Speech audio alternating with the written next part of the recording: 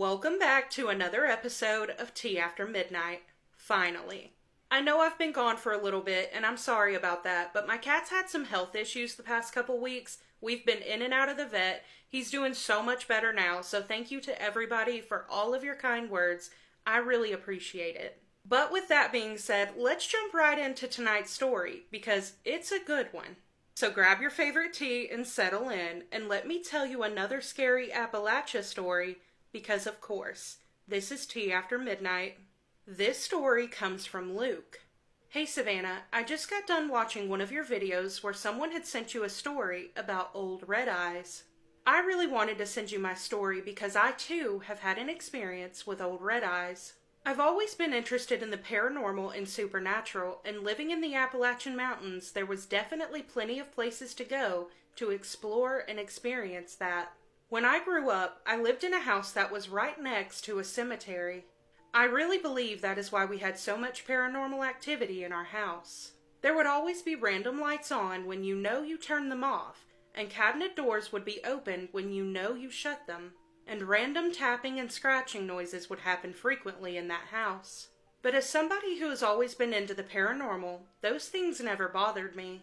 When I would get off from school, I used to walk over to the cemetery and read the headstones. I would just walk through the cemetery to see if I could find anything paranormal there. Eventually, I told my friends at school about my little ghost adventures, and they said they wanted to come over so they could come with me one day. I actually got really excited because it's not often you find somebody that is into paranormal and supernatural things. I invited them over, and the next day they came home with me and we went to the cemetery. This was a Friday, so they decided to spend the night with me since we didn't have school the next day. We made a plan to go over to the cemetery when it got dark, because we thought it would add to the creepiness of the experience, and it most certainly did. As soon as it got dark, we grabbed a few flashlights and walked over to the cemetery. There were no streetlights around us, so the only way we could see was by flashlight. As we were walking over, we were really excited and pumped up, but as soon as we stepped foot into the cemetery, it felt like the energy changed. I personally became very nervous and had this feeling of dread that I had never experienced before. I could tell my friends also looked nervous, so I cracked a joke to try to lighten the mood. We started walking around just looking at graves and asking questions about the spirits that might have been there. One of my friends looked over at me and said, "Did you hear that?" I just shook my head and said, "No, I don't think so. What did you hear?" He told me that he could hear what sounded like someone having a conversation, but none of us were talking. I turned to my other friend and asked if he heard anything, and he said he didn't hear anything. So we just kept walking around, still asking our questions, when at this point we are pretty far into the cemetery. I do want to say that this was towards the end of spring, and it was quite warm outside, but all of a sudden, my friends and I felt cold chills all over our body. We all looked at each other with the same look of, "You feel that too, right?" One of my friends who was in front of me turned their head to look toward the end of the cemetery and the start of the woods. He kept looking over there like he heard something. I asked him what he was hearing, and he said he kept hearing someone talking, but he couldn't make out what they were saying. This was my other friend, different than the one who had heard the talking earlier. I couldn't hear anything, but all of us were looking in the direction that my friend was hearing the talking coming from. We stood there for a few minutes just looking towards the woods, trying to see if we could hear anything. That's when it sounded like something big dropped from a tree and landed on the ground in the woods. As we were looking in that direction, all three of us could see a figure knelt down on the ground with its head down, and it slowly raised its head and looked in our direction. When it raised its head, we could see two red glowing eyes staring back at us. All three of us were locked in fear. Then the figure stood up and started to walk towards us. We ran as fast as we could back to my house and got inside and locked the door behind us. As soon as we were inside, we went to my bedroom to look out my window because it faced directly towards the cemetery. We couldn't see anything over there, but to be fair, it was pitch black outside. We spent the rest of that night talking about what we had just saw, but none of us had an answer. The next day, my friends left and they never came back, and I really don't blame them. We talked at school for weeks on end about that experience, still baffled that that had happened. A few months later, I was in my room when my mom came in, looking like she had just seen a ghost. I asked her what was wrong, and she sat down on my bed, staring at me. She said, "I'm not really sure how to ask you this because I know it's going to sound crazy, but I need to know. Have you ever seen red glowing eyes?" I stared at her with my eyes wide and said, "Yes. Have you seen them too?" She nodded and said that she had went outside a few minutes ago to grab something from her car when she heard something over in the cemetery. She said it sounded like talking, but she couldn't make out what they were saying. When she looked over in the direction of where the talking was coming from, she said she saw two red, glowing eyes staring back at her. So she ran back inside to come talk to me. I ended up telling her about the experience that my friends and I had had a few months prior. She looked horrified and asked me why I didn't tell her. I told her I wasn't exactly sure what I saw and that I didn't want people to think I was crazy or that I was making it up. When my dad got home that night from work, my mom and I sat down and told him about both of our experiences with the red eyes. My dad looked at us and I swear he had tears in his eyes when he said, "You both have seen them too?" Come to find out, about a year earlier, my dad was pulling in the driveway at night when he got home from work, and he said that he looked over at the cemetery and saw a pair of glowing red eyes. He told himself it was just his headlights playing tricks on him, but couldn't shake the feeling it was something more than that. A few years later, we sold the house, but while we were still there, we never had any other experiences with seeing red eyes. To this day, I still don't know what we saw, and honestly, I don't know if I want to know. Luke, that story is absolutely horrifying. Because not only you, but your mom, your dad, and two of your other friends saw the exact same pair of red eyes. The story that Luke is referring to is actually from Chris from a few months ago, where Chris saw the exact same pair of red eyes. And I definitely don't think that's a coincidence. I'm not entirely sure what exactly you saw, but a lot of the comments on that other video suggested maybe it was Mothman. But either way, if I would have saw that pair of red eyes, I'd have left so fast. That is so terrifying. But thank you, Luke, for sending in your story. I'm definitely glad that you all moved because I don't think I could have saw those red eyes and stayed there. But that does conclude this episode of Tea After Midnight. If you have any personal scary stories you want to share, I would love to read them. You can email me at the email on the screen or the email in the caption of this video.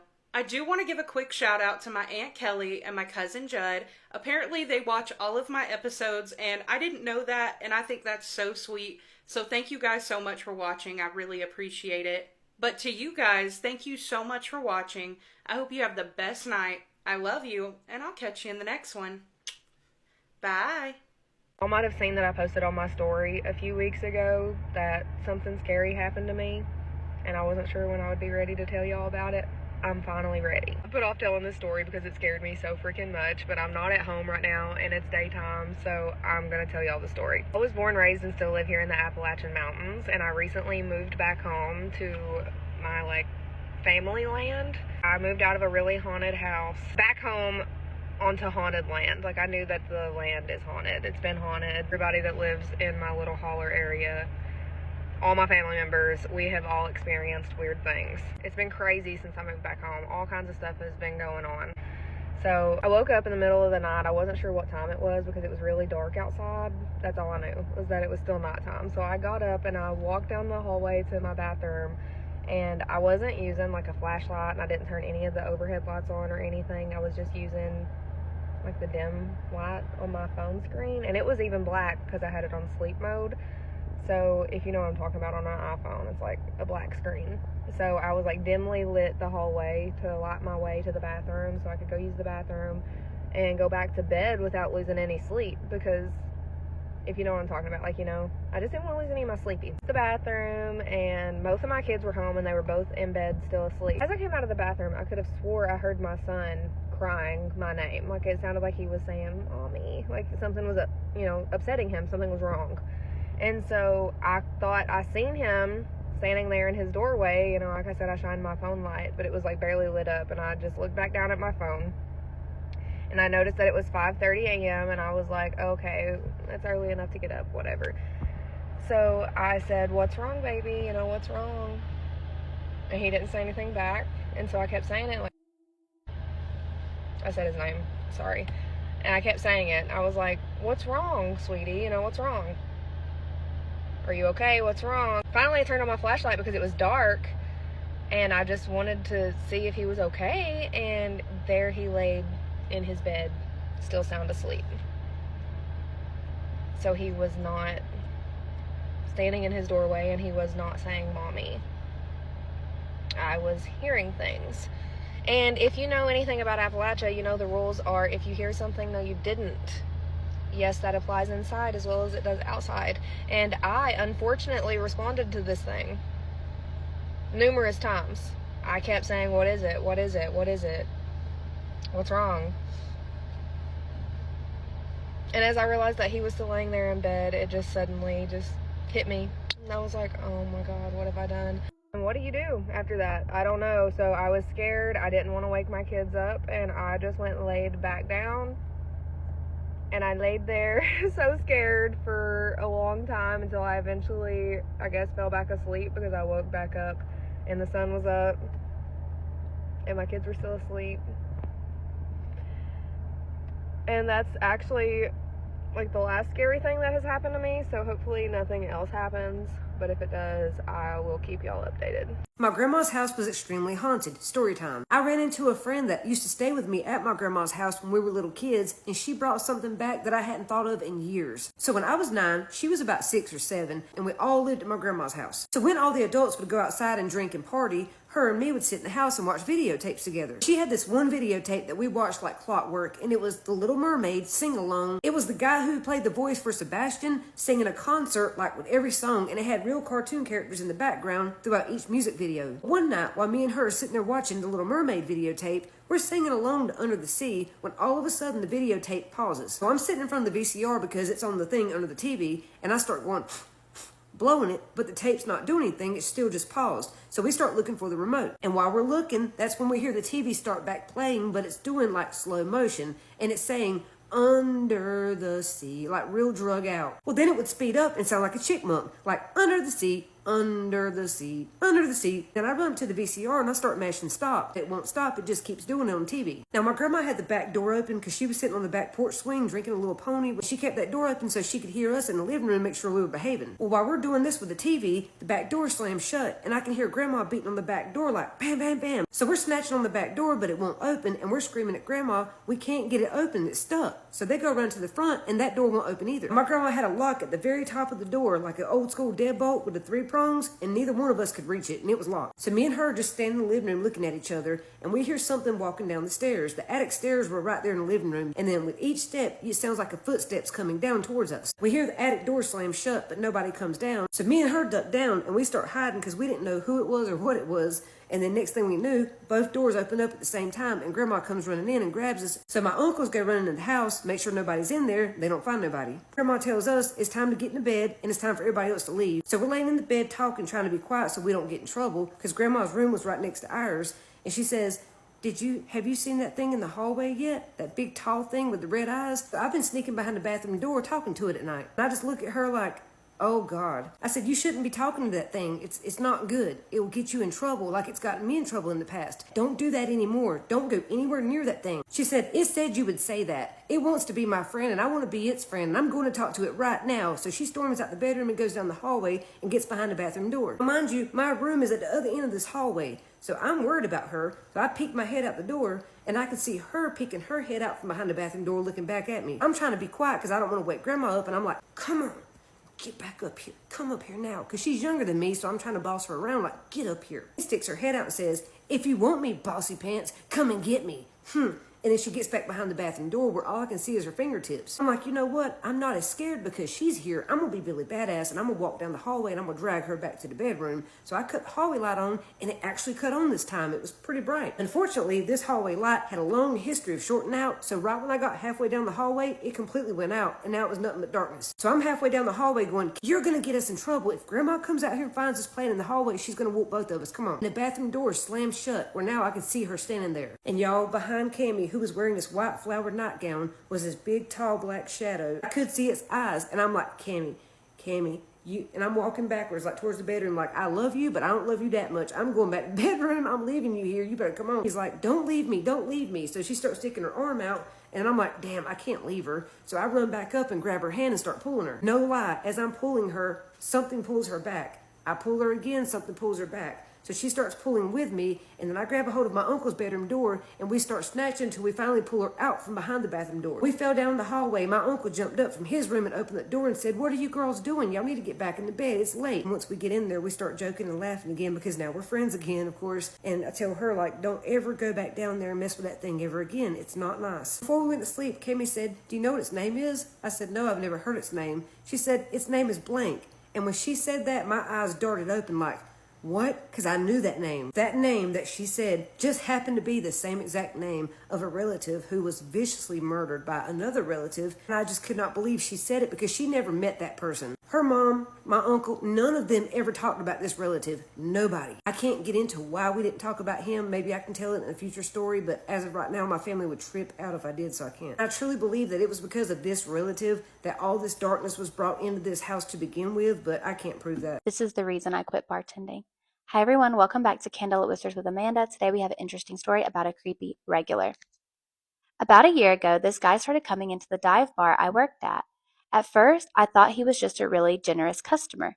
He was handsome, mid-30s, always overdressed for our tiny town. Everyone else wore hoodies, and he was dressed like he was going to a business meeting. Every single night, he ordered the exact same thing, scotch, neat. And every night he tipped me $100. At first, I thought I just hit the jackpot with regulars. He was quiet, polite, never got drunk, and never acted weird. But after a few weeks, and they were always from an unknown number, and every time I answered, nobody spoke. At first, I thought it was just prank calls, but then I started hearing things, breathing, traffic sounds, and one night, I swear I could hear my own TV echoing through the phone. That's when I started getting scared. And the next night at work, my regular came in like usual. Same seat, same drink, same smile. And out of nowhere, he said, "Are you not sleeping well lately?" I literally froze because I had not told him about the phone calls. I laughed it off, but suddenly something felt wrong. A few nights later, after closing, he asked if I wanted to have a drink with him, which honestly isn't weird for a regular. So I said yes. We were sitting there talking for about an hour when I mentioned the phone calls. The second I brought it up, his entire expression changed. He just smiled and said, "People can get obsessive when they're lonely." And I can't explain why, but hearing that made me feel sick. I left immediately after. The drive home felt weird as well. I felt like someone was following me. I was constantly checking my rearview mirrors to see if there was anyone behind me, but the roads were empty. I got home, locked my door, and tried to calm down. Then around 2 a.m., my phone rang again. Unknown number, again. I answered, and at first there was nothing. Then I heard breathing, really slow breathing. And then a man whispered, "Look outside." And as I look outside, a black sedan is slowly driving past my apartment, moving so slowly like it barely moved at all. And when I looked at the driver, it was him, my regular. One hand on the wheel, one hand holding a phone to his ear. He was already staring directly at my window, smiling. I slammed the blind shut and called the police, but when I got there, the car was gone. And you know the creepiest part? I never told him where I lived. I ended up quitting the next day. 6 months later, I moved 3 towns away. New apartment, new job, new phone number. And everything was normal again, until last week. Because around midnight, I looked outside my apartment window, and parked across the street was that same black sedan. It's really heavy. I feel like if I were her, I would try to call the bar that I worked at and get the number from the credit card. Maybe they could find his address and maybe put a restraining order against him. But you let me know what you think she should do in the comments below. I hate when I hear stories that like could be applied to my day-to-day life, and because I'm scared, obviously I'm gonna share it with you. Not only may you be afraid of a TV, but you might also be afraid of what could come if you watch a scary movie. Also, they should tell us what movie this kid was watching so that we can never watch it. So this mom says that her son started to have really weird episodes and she couldn't find an explanation as to why. He started to hate being alone in his bedroom, and from time to time when she would go into his bedroom to see what he was doing or if he was okay, she noticed that he had moved his desk and chair right next to the door, like almost to be really close to the exit. She thought it was weird because he was only 7 years old and she just didn't think that a 7-year-old boy would care where the furniture was in the bedroom. And again, this just happened out of nowhere. It's not like he was doing this for a period of time. No, it just started. She decided to talk to her daughter and see if her daughter could find out what was going on because she knew that her son trusted her daughter a lot and he would open up to her a lot more. Her daughter's 16 years old and they were like best friends. So after talking to the boy, the daughter tells her that the kid was afraid of the TV after watching this horror movie. The daughter tells her that the little boy ends up telling her that something that he watched in that movie actually stayed there after he shut off the TV. What the fuck do you mean?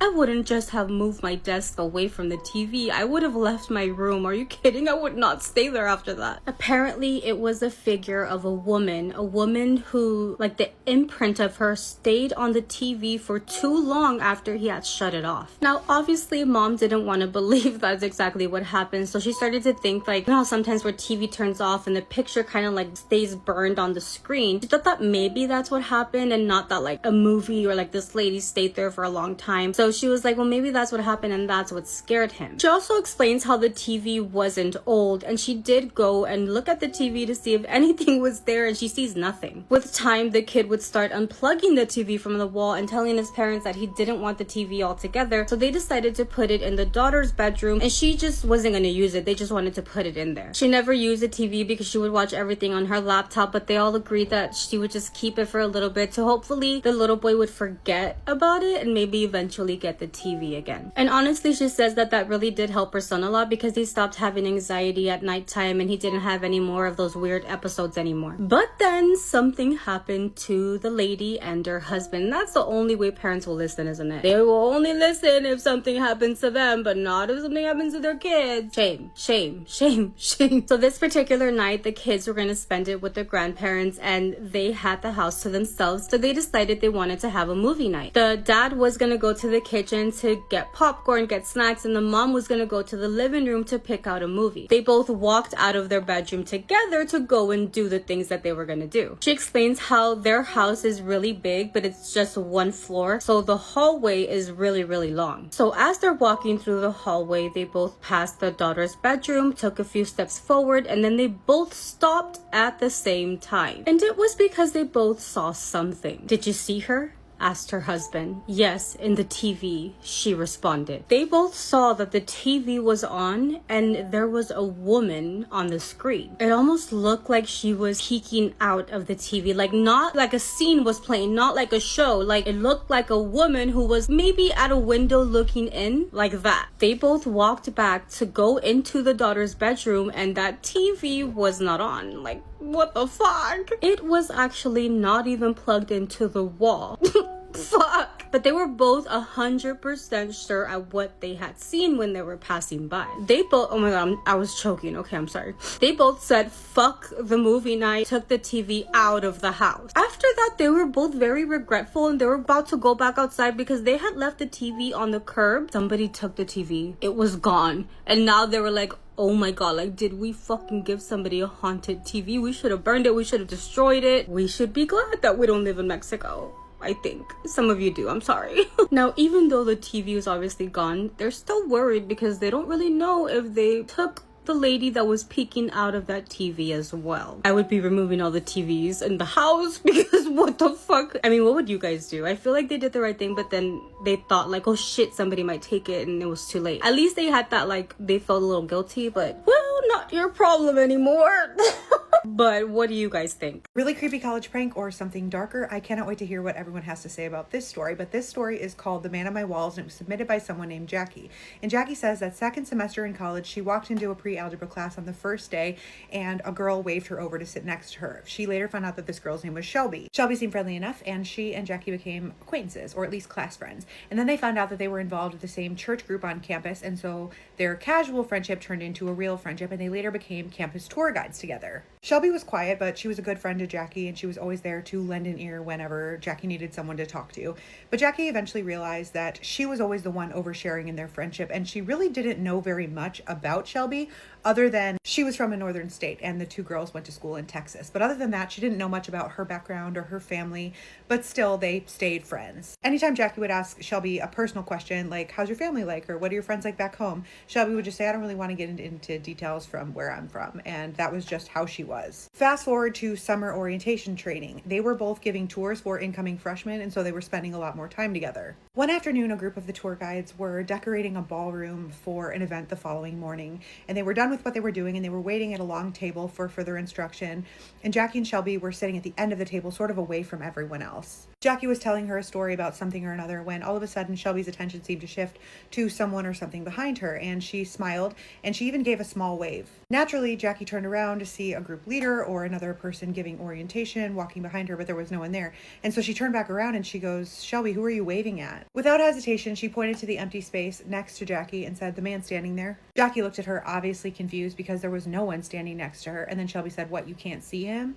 Jackie felt her stomach drop instantly because it didn't seem like Shelby was joking. She seemed genuinely confused that Jackie couldn't see the man she was talking about. So she said, what man? Who are you talking about? But instead of answering her, Shelby looked at her phone that was sitting on the table. She said the phone was face up and it was a black screen. There were no notifications. It was not ringing. But she lifted it up like she was answering a call, put it to her ear and said, huh? Oh yeah, she's sitting right across from me. You want to be her friend too? Cool. Then she pretended to end the call, put her phone back on the table, and looked Jackie directly in the eyes and said, the man on your walls wants to be your friend. Jackie says she was genuinely unsettled by this, and she cannot accurately describe the fear that she felt in this moment because this was completely unlike Shelby. She had never joked about anything like this before. But the worst part is it didn't stop there. Over the next few weeks, Shelby brought up the man on her walls 2 more times. The second time was sort of in passing, and Jackie says she tried to immediately change the subject, assuming that Shelby was playing some kind of weird prank on her. But the third time was more intense, and they were actually sitting around a table helping some incoming freshmen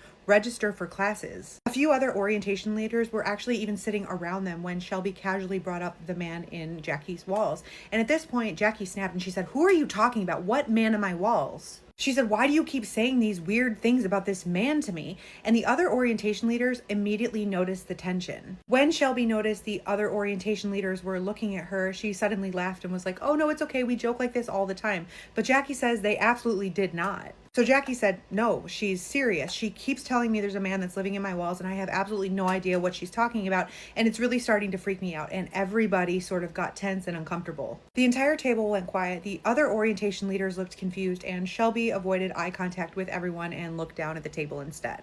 Shelby eventually got up and didn't even say goodbye to Jackie, but later that day, a few of the other orientation leaders came up to Jackie and were like, hey, you were pretty harsh with her.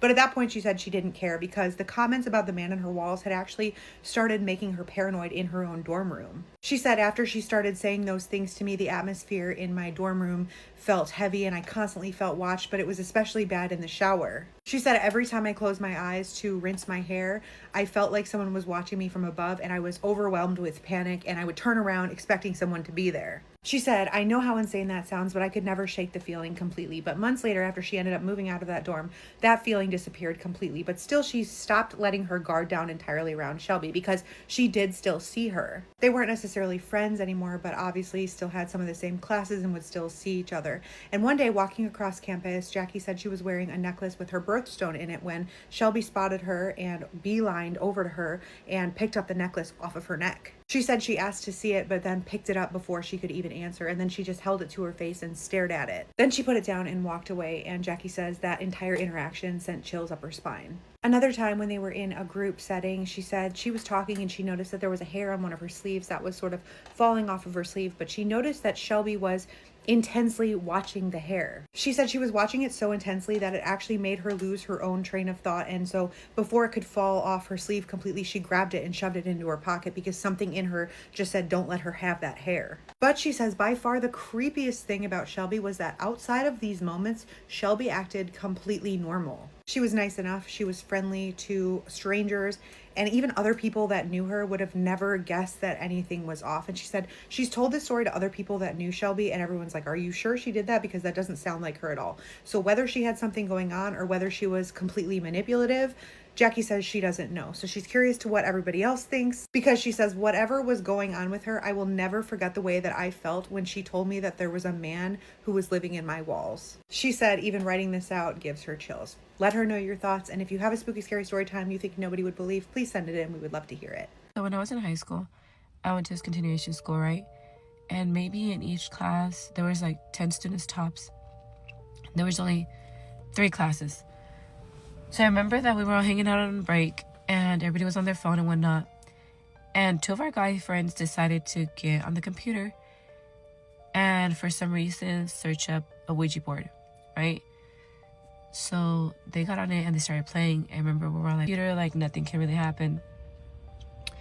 Anyways, they ended up playing it, and so then they asked, how many people are in this room? And I don't know the exact number, but I think there was like 7 of us, right? And so the little triangle thing moves to number 7. And so then one of the guys is asking questions and the thing is not moving. So everybody's like telling him maybe he doesn't want to play with you. So the guy asks like, hey, do you want to play with me? And it tells it no. And I remember him asking like, why not? And it didn't give an answer. But then he asked him, do you want to play with me later on? And the little triangle moves to yes. So fast forward, it asks questions. They ask questions. I don't get in it because I'm scared. And I had a boyfriend then, and we were like, no, like what the fuck, we're not gonna ask it. Like, this is creepy. So then the next day, I remember I was getting ready for school and he was gonna go pick me up. And so then I heard knocking, right? Like who's knocking? And it happened a couple times, and I'm thinking like maybe it's my boyfriend, because my room, it faced the, like if you're on the street, you could go up to my window, right? So then I open the curtains, right? And I don't see anybody. And so then I leave the curtains open just so I can see like, what is this knocking? And so it's this bird that's literally, like it would go on the fence and it would come crash into my window. And when it would crash into a window, like its beak would like knock, or it tried to like go in. I don't know what the fuck I was doing. But I started getting really scared, right? Because I was like, what the fuck? And it was a black little bird, like, why is this bird like trying to come into my room? So we get to school, right? And so I remember the guys were like, I remember the guy gets there, the one that was supposed to play with that 8 o'clock, right? And he's hella pissed off, and he's like telling the other guy, like, why would you put my phone number into the Ouija board? Like, they're arguing back and forth. And so we're like, dude, like, calm down, what's going on? So I guess that the guy that, right, it's supposed to play with the 8 p.m., he started getting calls, like, from this random number, but nobody would be talking. Like, he would just hear breathing. And so the other guy that was playing with him, he like swore up and down, like, I never gave my number, like, you sat there the whole time, I never got on it, like, after we left the classroom or whatever. And so they were like kind of like fighting with each other. I remember the other guy was like at the phone call, he was like, he was all tripped out or whatever, because he's like, what the fuck is calling me? Like, if nobody gave my number, then who was it? And he started looking at all of us, like, so we're like, dude, then call the number back. Like, he fucking dials the numbers back, because it was like from multiple numbers, and there were all numbers that had been disconnected. We started thinking like, what the fuck, like maybe that Ouija board was real. Like, you guys thought it was all computer, but no, like something was behind it. And I don't know exactly what happened with the other guy. I know something creepy did happen with him, but she was like 20 years ago. I don't know exactly what did happen. And I've always been scared like of the Ouija board, because I know like, yeah, something nice can come across, but also something demonic. And I know, yeah, maybe I have a sixth sense for shit, but I feel like after this whole incident with the Ouija board, that's when all the crazy things started like really happening. All the knockings that we heard, like, it all happened like in different times, But after that whole incident with the Ouija board, even though I didn't play it, I mean, I was in the room, something could have easily been there, you know? And I remember that guy that got the phone call, like, crazy shit happened to him all the time. Like, he's been in motorcycle accidents, and he's just, I don't know, he's just been wild. Could it be a coincidence? Was it something in the Ouija board? I mean, what do y'all think? A group of 9-year-olds made their own Ouija board, and a couple weeks later, one of them woke up to someone sitting next to their bed. If you're new here, I'm Krista, and on my account, I tell spooky stories that were either submitted to me or found on the internet. Today's story comes from Sam. This happened a while ago. Everyone I've told says it was probably just a dream or that I'm remembering it wrong, but I still think about it all the time. When I was 9, my friends and I made a Ouija board out of a piece of wood and a marker we took from class. We used it during lunch by this old well behind our school. At first, it was just something dumb to do. None of us actually thought anything would happen. But then it started answering. And the part that still doesn't make sense to me is that we were all 9 years old. We weren't good at spelling. But when we wrote down what it was saying, everything was spelled correctly. I still have the notes, and looking back at them now, I know that it wasn't us. We kept using the Ouija board anyways, pretty much every day. And a couple of weeks later, I woke up in the middle of the night. I remember I had to go to the bathroom, but I didn't want to get out of bed because I was comfortable, so I just rolled over. And when I rolled over, there was a woman sitting right next to my pillow. She was really pale, with long black hair and a white dress. The only way I can describe her now is like something out of a horror movie, but at the time I'd never even seen one. I was pretty sheltered growing up. I just knew that she wasn't supposed to be there. So I shut my eyes again and reached out my hand. Whatever I touched, it was freezing cold, like freezing in a way that didn't feel normal. I didn't open my eyes again until morning. After that, things didn't happen all the time, but they didn't really stop either. I would hear my name being called when no one was there. My mom would hear me calling for her even when I wasn't home. When I was around 10, I started having the same nightmare over and over again. In it, I was home alone, running through the house. I'd go into the spare room and shut the door, but when I came back, it would be open again. I'd close it, walk away, come back, and it would be open. Over and over and over again, like I was stuck. And eventually, in the dream, I just know something was waiting for me in that room, almost like I wasn't getting out. Around the same time, I found out something about that house. When we moved in, we were told the stains in the carpet were from the previous owner being a painter. But when I was about 10 years old, I looked up our address. It took a while to find anything, but there had actually been a murder in the house, and it happened in that exact same spare room. I never saw the woman again after that night, not like that. But even now, I still hear things sometimes. Doors open on their own. And I still get that feeling like I'm being watched, especially at night. And I've never been able to shake the feeling that it all started with that Ouija board. This is so scary, and the fact that the ghost and the Ouija board and the spare room and the nightmares were all like intertwined in this story, like absolutely terrifies me. And I hope that at this point in time, this ghost or whatever entity is no longer attached to you. Thank you so much for submitting this story. If you guys have any stories you'd like me to read, please email them to me and I'll get to them if I can. And I will see you in the next one. Before I begin, I just want to build up the lore of this house. I no longer live in the house where this happened, but I will say, looking back, there was definitely something there. There was a period where the second that I woke up, I would immediately have to go downstairs as it felt like someone was watching me. To the point where I would do my teeth, etc. in the downstairs bathroom because I couldn't bear being upstairs. My mum recounted times of hearing children's laughter in the middle of the night. And there was one morning where as I was waking up, I saw the figure of a woman with her back to me. She was in a white dress, hair tied up, and most chillingly, she was cut off at the arms. Now, you have a feel for the place. Let me get on with the main story. This happened somewhere between 2014 and 2015. I can't remember specifically when, but I know I would have been about 16 or 17. It was somewhere between 10 and 11 o'clock at night. I finished up watching TV in the living room downstairs before making my way upstairs to my room. As I began to settle down into my bed, I could hear my niece stirring and whimpering from the spare room where she was sleeping. At first, I decided to ignore it. I thought that she was maybe reacting to a dream that she was having. That was until she let out a piercing scream and began to cry uncontrollably. I whipped the duvet off me, leaping out of my bed and bolting into the room where she was staying. She was stood up in her cot, gripping onto the rail, red in the face and tears running down her little cheeks. After all of this hysteria, my mum, Hysteria, is that right? Hysteria, obviously. My mum, my niece's grandma, eventually woke up and came into the room. My mum took my niece from my arms and led her into the bedroom so that she could keep an eye on her throughout the night.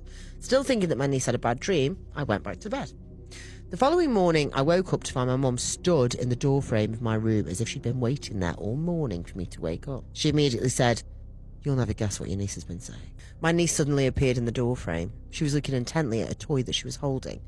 My mum looked down to my niece and said, "Tell your uncle what you said last night." Without moving her eyes in the toy, she replied, "Rosie." This was very unsettling to hear. We don't know and have never known anyone called Rosie, so my niece definitely wouldn't have been familiar with this name. Sufficiently freaked out, I jumped out of bed to go downstairs. My mum asked me to take her down with me. I picked up my niece and began walking down the stairs, and as we got about halfway down there, my niece turned herself and tilted her head upwards. I don't know why, but I tilted my head too and followed her gaze. She was looking at the attic. I began to feel very uneasy, and what happened next solidified my horror. In what felt like slow motion, she waved her arm and began pointing at the attic. Oh, God. A wave of dread came over me and I felt rooted to the step. My heart was racing and I almost felt sick. What was she pointing at? Not long after, we took my niece back to her mum's and explained to her what had happened. I didn't expect her to believe us, or at the very most I expected her to say something like, "Oh right, that's weird." However, it turned out that there was more to this than we were made aware of. My sister then proceeded to tell us that not too long ago she was in the kitchen making dinner when my niece came in with her magnetic drawing board. "Look, Mummy," my niece said, turning the board to my sister, who replied, "Oh wow, what's that?" "Rosie," my niece said. My niece never mentioned Rosie after this. It's been 10 years and still Rosie hasn't materialised into anything. I'm pretty sure no one else even really remembers it, as it's never been brought up. But nothing can explain the terror, the dread, or the presence I felt that night. I will always remember.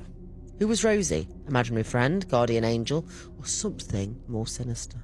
Thank you for taking the time to read this. I'd be over the moon if you shared this on the pod. Sending love and spooky vibes. Paul. Let me show you 2 creepy photos that you guys took while exploring abandoned areas. My friend and I like exploring abandoned places. We know they're not actually haunted or anything, just empty and left behind, but they still feel kind of eerie sometimes. Today, we decided to explore this abandoned building that's about 9 floors tall. We went all the way up to the roof and sat there for a few hours just talking and looking around. Everything felt normal, and we even ran into a couple of people in the building who were surprisingly friendly and didn't seem bothered by us being there. After a while, we started heading down and decided to explore a bit more on the way out. When we got to the 8th floor, we found an old elevator shaft. The elevator itself looked like it had dropped and was completely out of order. It was really dark inside, so I used my phone flashlight to try and see better and took a picture. When I looked at the photo, I noticed something that looked like a figure inside the shaft. At first I thought it might just be part of the broken wall or some debris, but it honestly looked like a person or creature standing there. What made it even stranger is that when my flashlight turned off and then back on, whatever it was seemed to disappear. I didn't really think much of it in the moment, and we kept heading back down. But when we were almost out of the building, I told my friend what I had seen. That's when she started shaking really badly. I thought she was just cold or scared, but she said it wasn't either of those things. She told me that while we were standing near the elevator shaft, she felt something tapping her shoulder repeatedly. We were the only ones on that floor.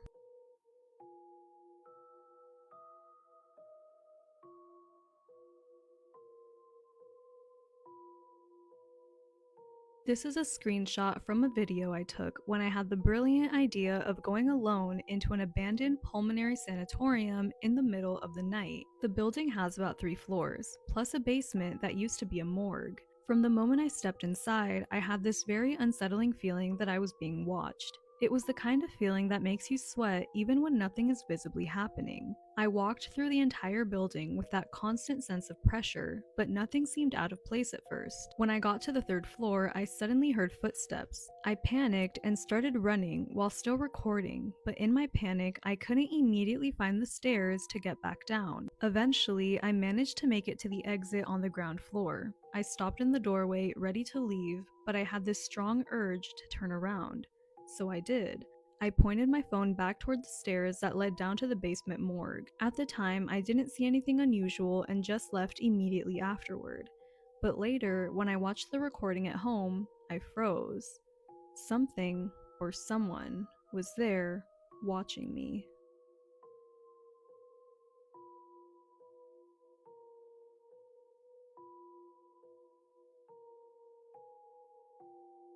My dad used to see things in our house, but after he passed away, things started to see me.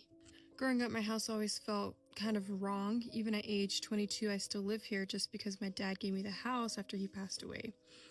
And you just kind of get used to living with certain things instead of running from them.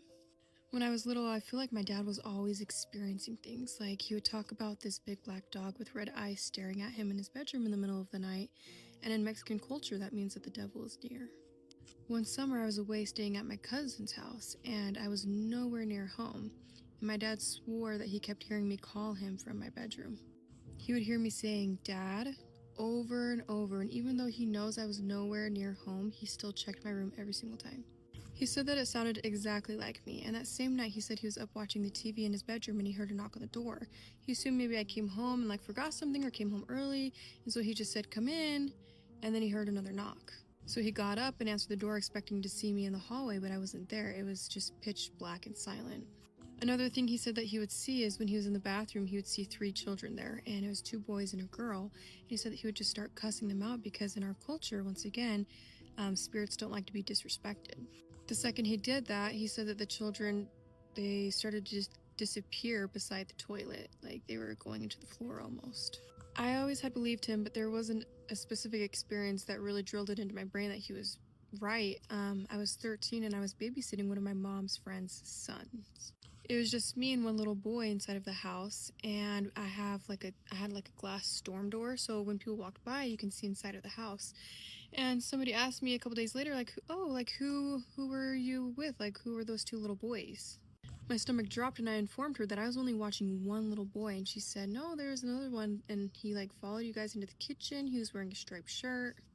After my dad passed when I was 15, there was one morning that I woke up and I couldn't move, I couldn't scream, I couldn't do anything. I assumed it was sleep paralysis, but this felt very real. I saw dozens of tiny fairy-looking things buzzing all around my room, and they were whispering to each other. They seemed harmless. I couldn't make out what they were saying, but they weren't even looking at me like I wasn't supposed to be seeing them. Then something from underneath my bed grabbed my leg, and it yanked it hard. And it kept yanking over and over, and I could not get myself out of it. And then I see these black old hands reach over my bed with these long nails trying to grab me. The second I could move, I literally ran out of my bed crying outside of my house, calling one of my friends to come and get me. And I never told them what I saw. 4 years after that happened, my boyfriend moved in with me, and I told him my experience because I didn't want him to think that I was crazy. And afternoon, we both fell asleep like we were taking a nap. And I woke up to him gasping for air, and I got him awake, and I was like, "What happened?" And he said, "I saw the old black hands reach up with the long nails grabbing me, and it was yanking me over and over." Recently, something happened with my mom that scared me far more than anything else. One night I called her and asked her to come to my room, and she was still in her bedroom when she had hung up. 3 seconds later, she said that she saw me staring at her outside of her bedroom, telling her to hurry up, and I looked irritated. She looked away for 1 second, and then when she looked back, I was gone. I disappeared, and so she came to my room, and she was like, "How did you get back to your room so fast?" And I said, "I never left." Her face went completely pale because she knows that when I open my door, my bedroom door, it's loud and it makes a popping noise, and she didn't hear that, so she knows that I was telling the truth. But she said it looked exactly like me, same face, same hair, same clothing, everything, but whatever it was looked exactly like me. But it wasn't me, and honestly, I think whatever's in this house has been pretending to be us all these years. Snacks in hand, the vibe is set, and once I start, don't eat too much because you gotta stay fine. But come on, bestie, oh yeah. Hey, bestie boo, I missed you. You got your snack? Because I got mine. You see me eating. And if you don't have your snack, go get your gardening essentials, okay? Now, this story is actually my story, and it happened today.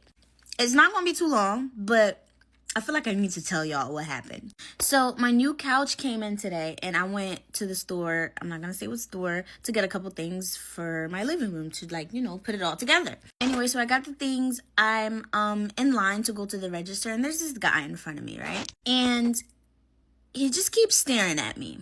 But that's fine, because I get that all the time. And so I keep catching him looking at me, right? And something, my discernment tells me, pay attention to him. Mind you, he's in front of me. And so I'm paying close attention, but I'm still trying to make it seem like I'm not paying attention to him, but I am. And as I'm standing there, he starts mumbling something. Like he's mumbling something under his breath, and he's looking at me. At this point, my discernment is going off. Like, my radar is like... So I'm like, okay, I tried to, like... And this all happened within, like, a few seconds, him mumbling and stuff. I tried to, like, see if he's, like, speaking English, but he's not. He's looking at me, and he's mumbling what he's mumbling, but it's not English. And it probably doesn't sound like it's a language. It probably is. But the moment I realize, oh, this is what's happening, I looked at him dead in his eye, and I said in my head, I have the power of 7 angels. I couldn't tell you where that came from. I couldn't tell you why I said it. But that was literally, as soon as I realized what was happening, I looked him dead in his eyes and said it in my head. I have the power of 7 angels. The moment I finished saying that, he looks away. And I kid you not, for the rest of his transaction, he is super fidgety. Like, before this happened, he was just standing in front of me. But after that, he's like... He cannot stand still. He's super fidgety. And now, it kind of seems like he's trying to space himself from me, too. So I used that as an opportunity to, again, look at him and smile. And he smiled back. I watched him do his entire transaction, and I made sure that he knew that I was looking at him doing the entire transaction. Now, am I overthinking this? I might be. Y'all let me know what y'all think. But just in case, I'm glad I did what I did. I'm at a point in my life now where I'm kind of aware of what I'm capable of. I know that I'm not fully aware. You know, maybe when I get older, I'll be.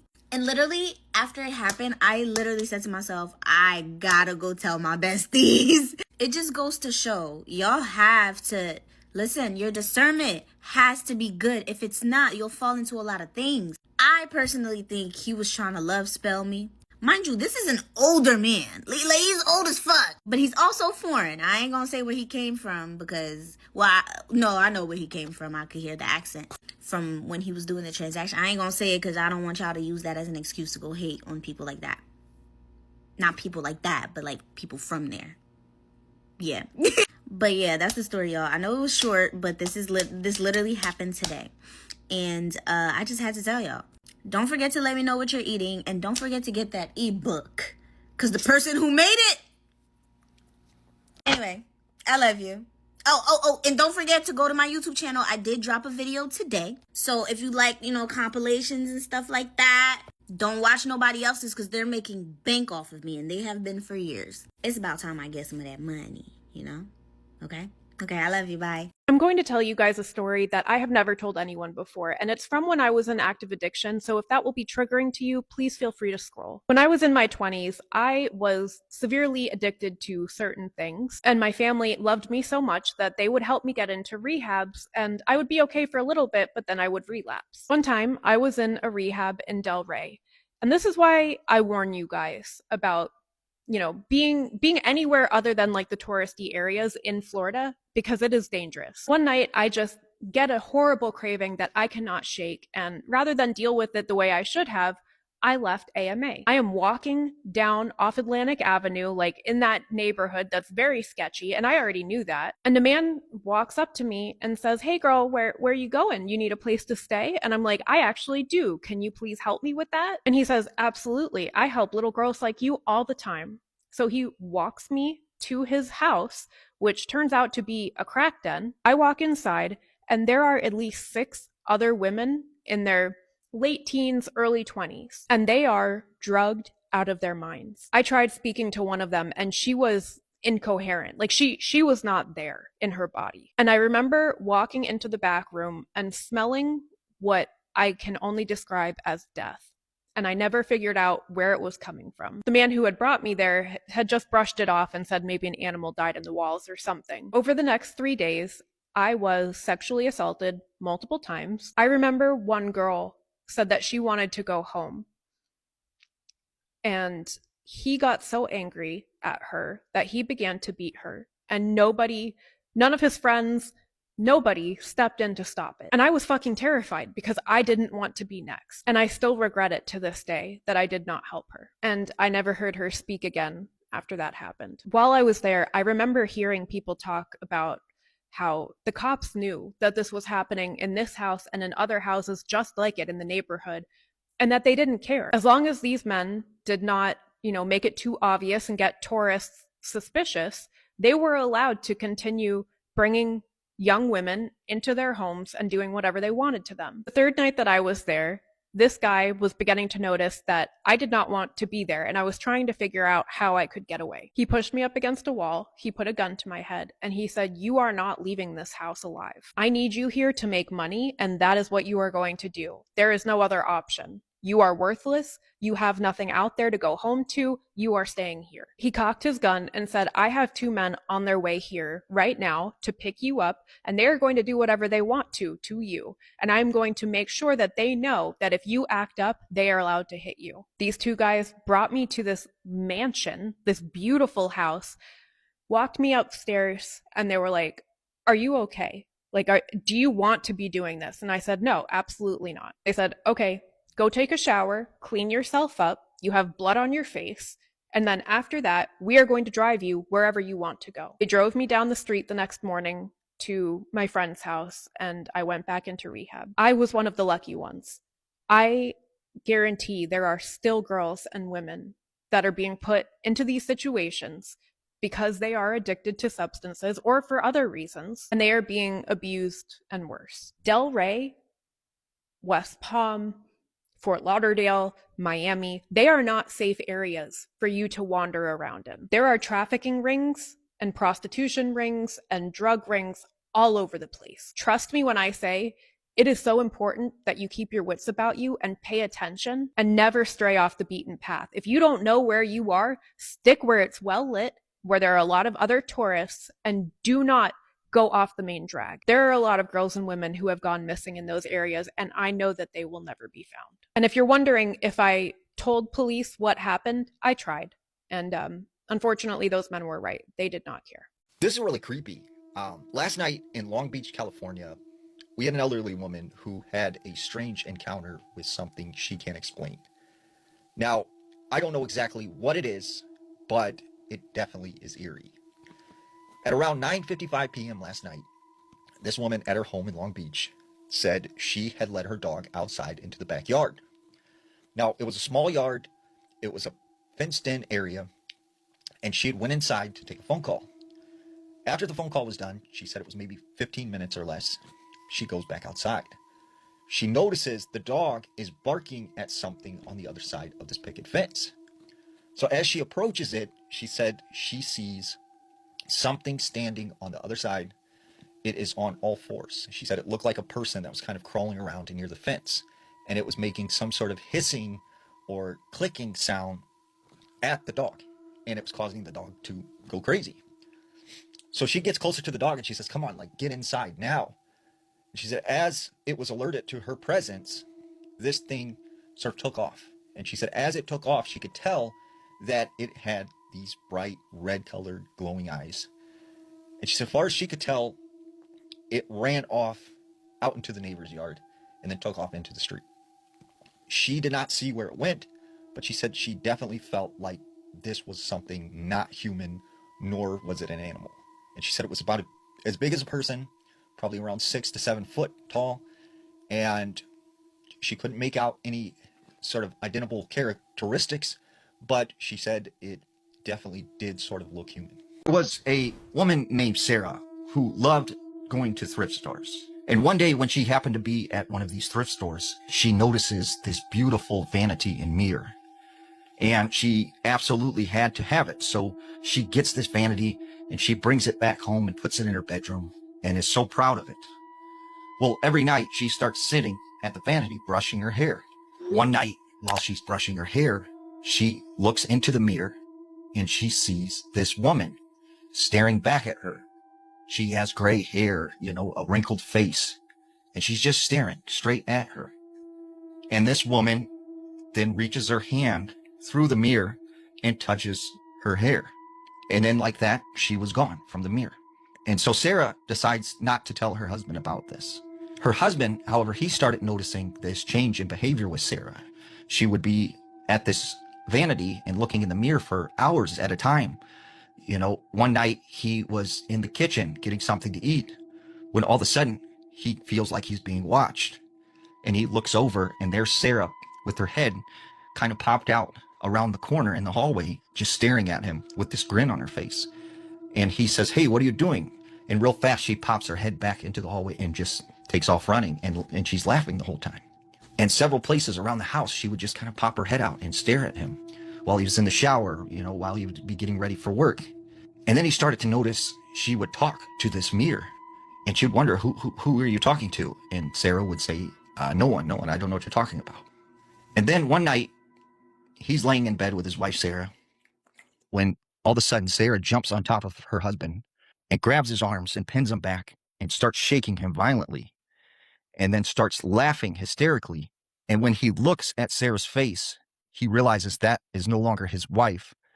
It is a woman with gray hair and a wrinkly face. And he manages to get who he thinks is this other woman that's not his wife off of him. And once again, when he looks over, it's Sarah and she's back to normal. And she doesn't remember any of this or that any of this even happened.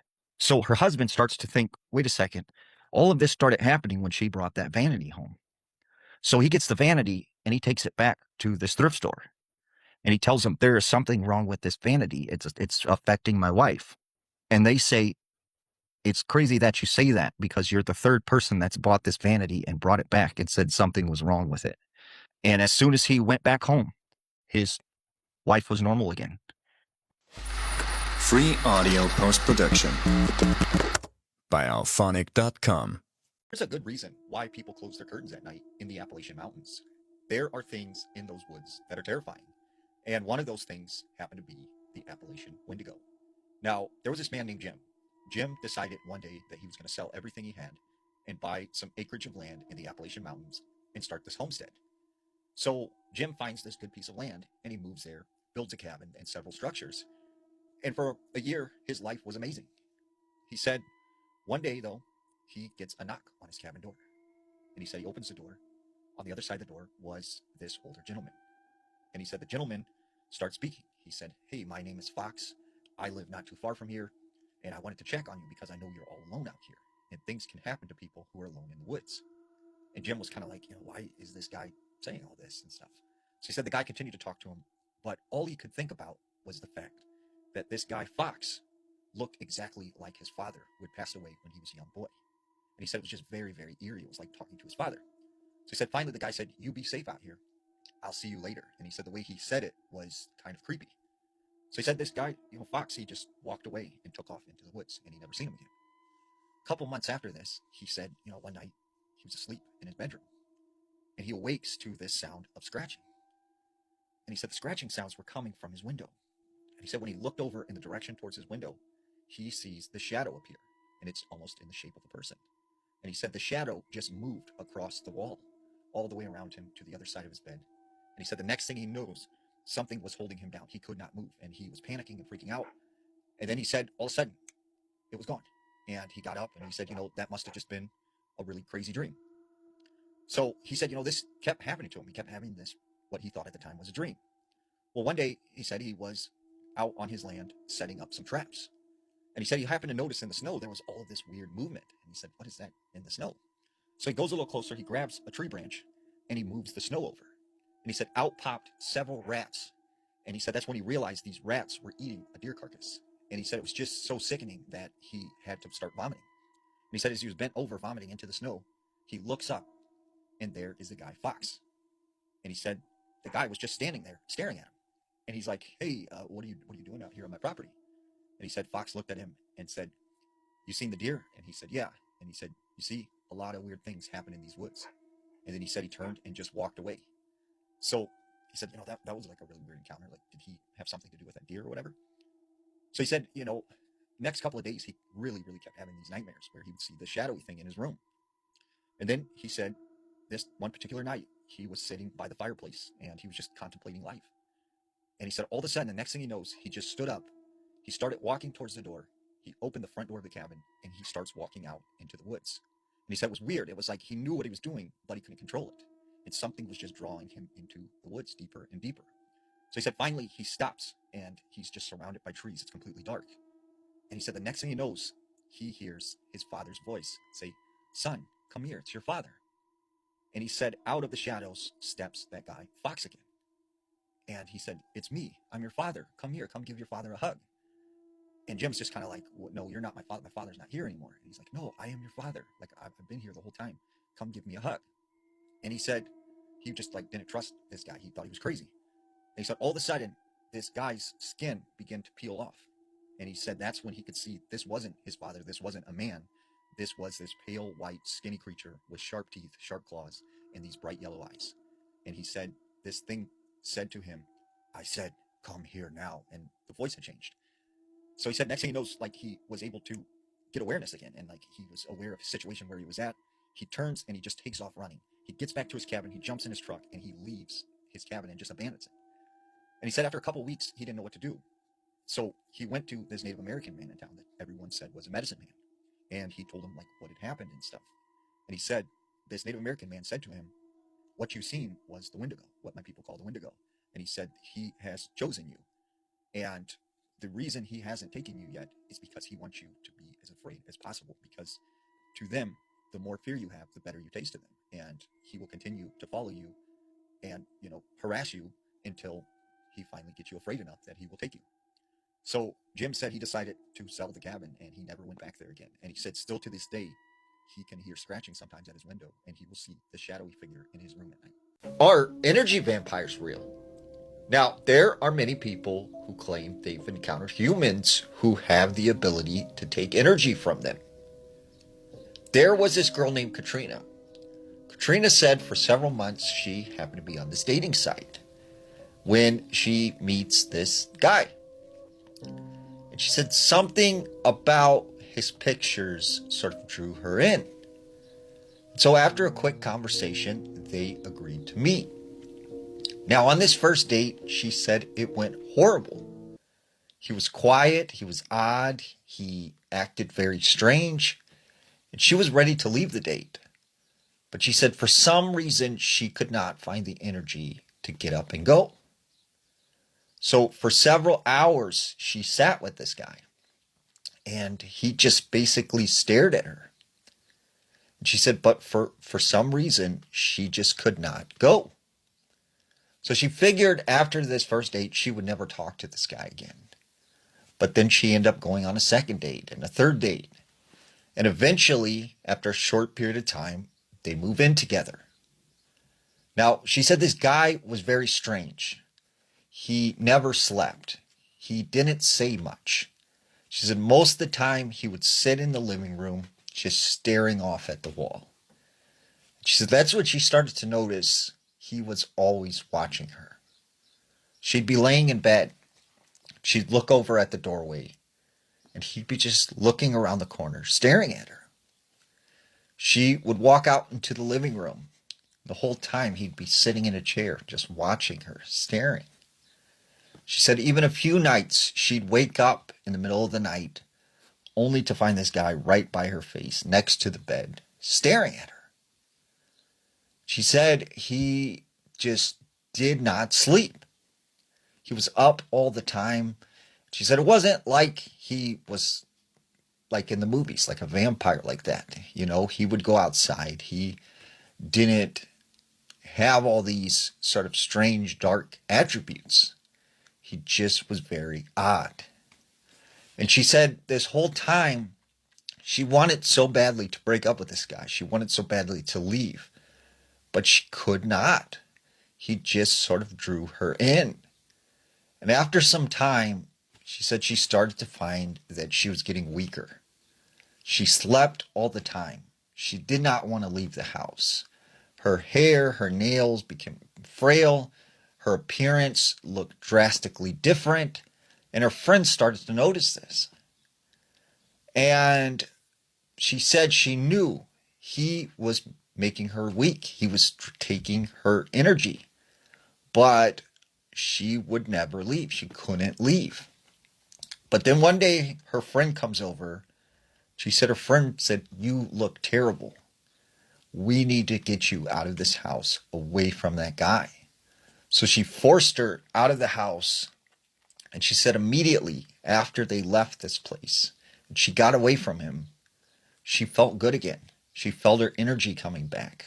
Her appearance, her liveliness, she looked so much different. And after that, she decided she wasn't going to go back to him. A couple months pass, and she sends her friend's boyfriend over to this apartment. The guy has moved. He's not there, and they could not find this guy anywhere. And she tried to recall certain things, and she goes, "You know what? I didn't think he worked anywhere. He never went to work.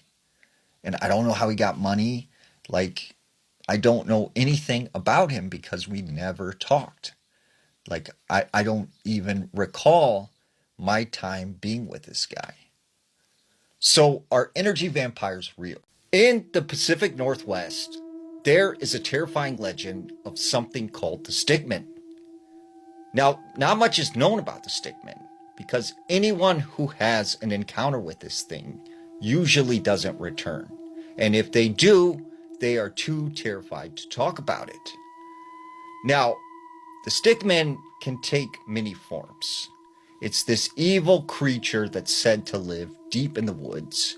It is very dangerous, very aggressive, and it uses tactics to lure people into the forest by singing, whistling, pretending to be someone that you know.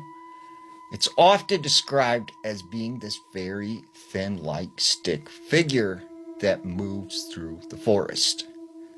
Now, there's a story from the 1800s out of the Pacific Northwest. There were these fur trappers, and one of them, named Sam, had a very terrifying experience. So they run into this tribe of Native Americans, and they go on to tell them that they are looking for a place to find beaver pelts.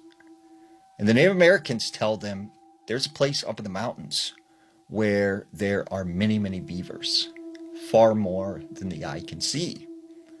But we are not allowed to go there. This place is forbidden. There's something bad there. So Sam and these other fur traders, they offer these Native Americans 5 horses. They say, if you allow us safe passage to go up to the mountain and look for beavers, then we will give you these 5 horses. The chief looks at them and says, "No, we cannot do that. This place is forbidden. You cannot go there." He says, "Well, what about for 10 horses? And once again, the chief says, "No, this place is forbidden. You must not go up there." And he goes, "Okay, about 20 horses. And the chief says, "You could give me 100 horses. But what is up there, you do not want to encounter. You do not want to go to this place. And we cannot allow you to go there because I do not want that on my conscience." So Sam and his men, they walk away. But as they're leaving, the chief comes up to him and he says, "Look, I know you white men. Your mind likes to wander. So you will go to this place. But I'm begging you, do not go or you will not return." So Sam and his men, they left and they began discussing amongst themselves. Should we go to this place? There's a lot of money up there to be made. So they equally agree to go against the wishes of these Native American tribe. So they set off on this 2-day journey. They make it to the top of the mountain and they set up a base camp. And the first night they're there, they're all sitting around the fire when it started to get very quiet. And they begin to hear the sound of branches breaking. But as they looked around, they didn't see anything. Except they noticed there was this one small tree situated between 2 other trees. Had no branches, stood just straight up about 7-8 feet tall. and something about it gave them a very eerie feeling. Well, that night they all go to bed. And when Sam wakes in the middle of the night, he begins to hear running around his tent. So he jumps up, he gets out of his tent, and as he looks around, he doesn't see anything. Except he notices that small tree. It is now moved to the other side of the camp. Well, he goes back to bed, and the next morning when he gets up, he notices that there is no small tree. It somehow disappeared.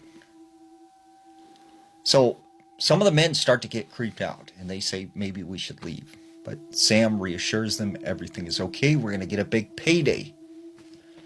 So second night, once again, in the middle of the night, Sam hears the sound of branches breaking.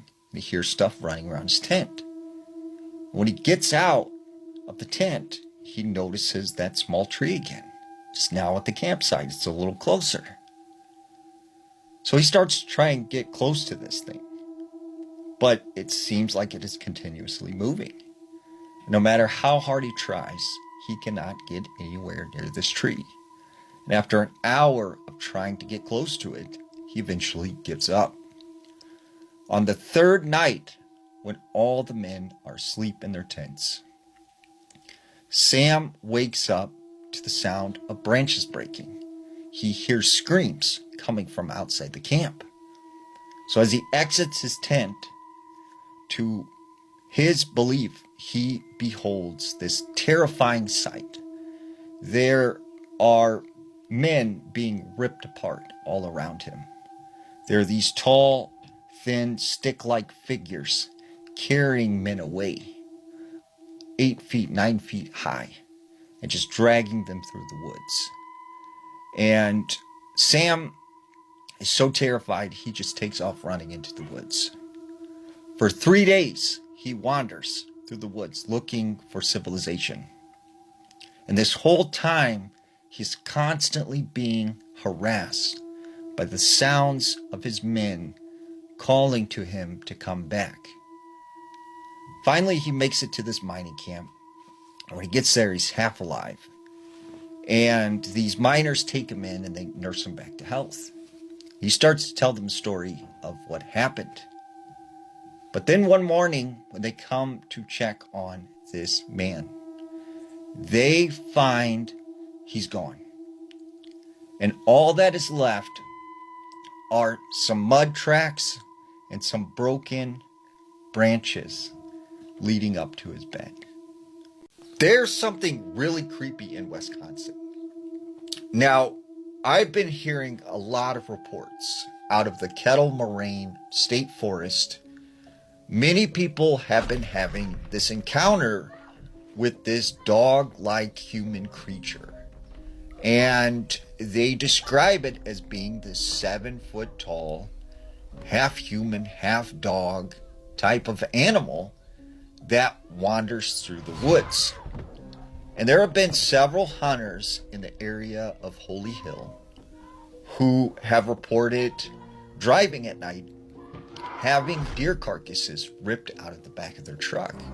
There was even a person who worked for the DNR who said that one night when he was driving, he felt a large thump on the back of his vehicle, and when he looked back, there was this tall creature dragging the deer out of the back of his pickup.